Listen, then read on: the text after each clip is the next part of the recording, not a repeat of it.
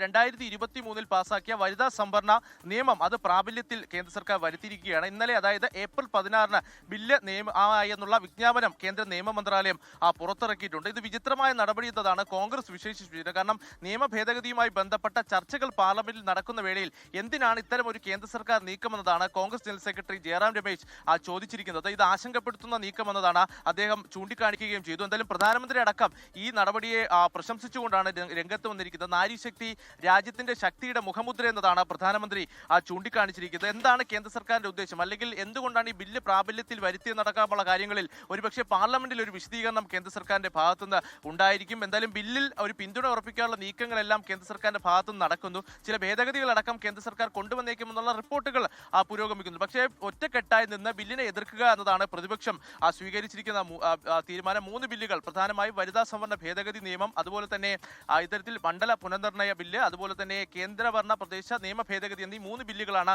കേന്ദ്ര സർക്കാർ മുന്നോട്ട് വെച്ചത്. കൃത്യമായി ഭരണഘടനാ വിരുദ്ധമെന്ന് തന്നെ പ്രതിപക്ഷം ചൂണ്ടിക്കാണിക്കുന്നു. കഴിഞ്ഞ ദിവസം പ്രധാനമന്ത്രിയും അതുപോലെ തന്നെ ആഭ്യന്തരമന്ത്രി അടക്കമുള്ളവർ ലോക്സഭയിൽ സംസാരിച്ചിരുന്നു. പ്രധാനമന്ത്രി ചൂണ്ടിക്കാണിച്ചത് ദക്ഷിണേന്ത്യൻ സംസ്ഥാനങ്ങളെ ഇത്തരത്തിൽ പ്രതിപക്ഷ പാർട്ടികൾ തെറ്റിദ്ധരിപ്പിക്കാനുള്ള ശ്രമങ്ങളാണ് നടത്തുന്നത്. കൃത്യമായ പ്രാതിനിധ്യം എല്ലാവർക്കും ഉറപ്പാക്കുമെന്ന് പ്രധാനമന്ത്രി വ്യക്തമാക്കിയിട്ടുണ്ട്. പക്ഷേ അത്തരം വ്യവസ്ഥകളൊന്നും ബില്ലിൽ പറയുന്നില്ല. അതുകൊണ്ട് തന്നെ ഇത്തരം വ്യവസ്ഥകൾ ഉൾപ്പെടുത്തണം. ഇതുകൂടാതെ തന്നെ സർവകക്ഷി യോഗം വിളിക്കണം. അതും ഏപ്രിൽ 29 ബംഗാൾ നിയമസഭാ തെരഞ്ഞെടുപ്പിന് ശേഷം സർവകക്ഷി യോഗം വിളിക്കണമെന്നതാണ് പ്രതിപക്ഷം ആവശ്യപ്പെട്ടിരിക്കുന്നത്. എന്തായാലും ഈ ആവശ്യങ്ങളോട് എന്തെങ്കിലും അനുകൂല നിലപാട് കേന്ദ്ര സർക്കാർ സ്വീകരിക്കുമോ എന്നതും നമ്മൾ ഇത് നോക്കിക്കാണേണ്ടത്. നിലവിൽ ബില്ല് ലോക്സഭ കടക്കാനുള്ള സാഹചര്യം നിലനിൽക്കുന്നില്ല. കഴിഞ്ഞ ദിവസം തന്നെ ഈ ബില്ല് അവതരണവും വോട്ടെടുപ്പിലൂടെയാണ് നടന്നത്. അപ്പോൾ 251 പേർ അനുകൂലിച്ചപ്പോൾ 185 പേർ ബില്ലിനെ എതിർത്ത് വോട്ട് ചെയ്തിരുന്നു. അപ്പോൾ സമാനമായ രീതിയിലുള്ള വോട്ടിംഗ് ആണ് നടക്കുന്നതെങ്കിലും ഒരു തരത്തിലും ബില്ല് ലോക്സഭ പാസ്സാകാനുള്ള സാധ്യത നിലനിൽക്കുന്നില്ല. എന്തായാലും പ്രതിപക്ഷം നിലവിൽ ഒറ്റക്കെട്ടായി തന്നെയാണ് മുന്നോട്ട് പോകുന്നത്.